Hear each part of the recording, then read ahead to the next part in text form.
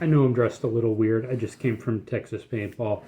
I just want to begin by going over kind of two different philosophies for setting up gear. The first thing people will do is what they call an impression loadout.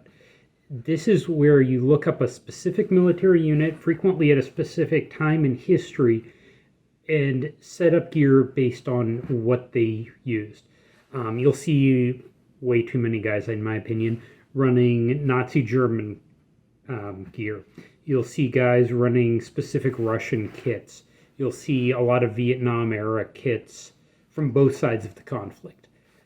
If you decide that's the way you want to go, I'm not going to be much help because I don't do that.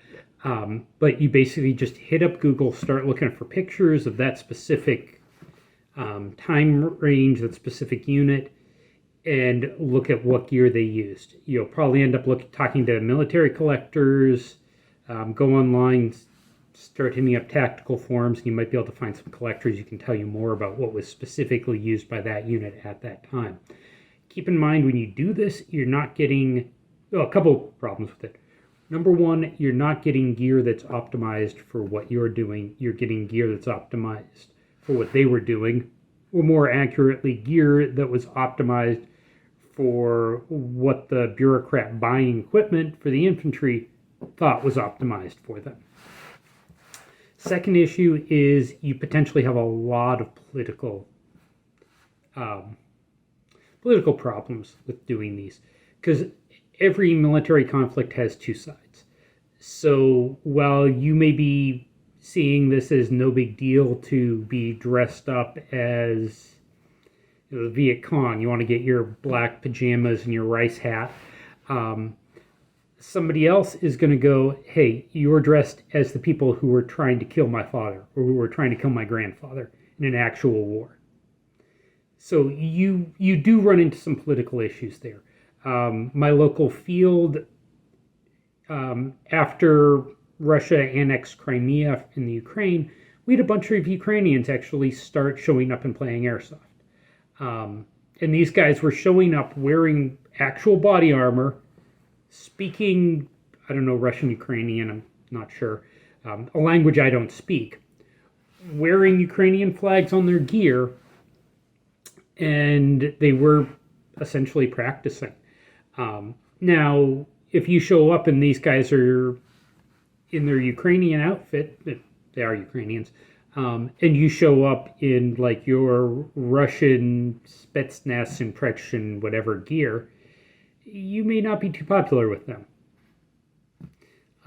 At the same time, if you go decide you want to do an impression gear of Nazi Germany, you may not be too popular with Jewish players. So if you go the impression route, just be really aware that you're going to have problems. Most people will say don't wear rank badges, don't wear unit badges, and don't wear like awards like a sniper badge or something like that. That's probably true that you shouldn't do that.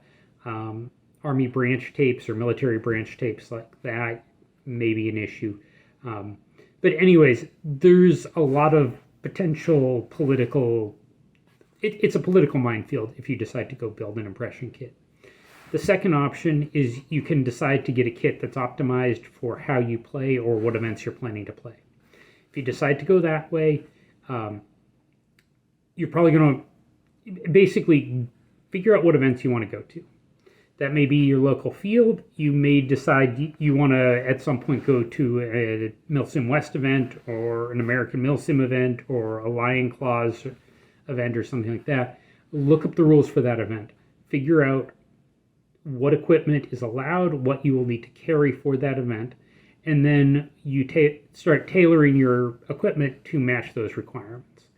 I'm going to start doing videos on that approach and go through what equipment works for me, what equipment I've used, kind of the philosophy on like why you would want a battle belt instead of a chest rig, instead of a vest, instead of a plate carrier.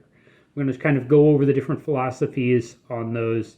I'm going to occasionally recommend specific products, but mostly go over kind of the philosophy as to why you would want those specific categories of equipment. And hopefully those will be coming out about every Tuesday. So that's it for now.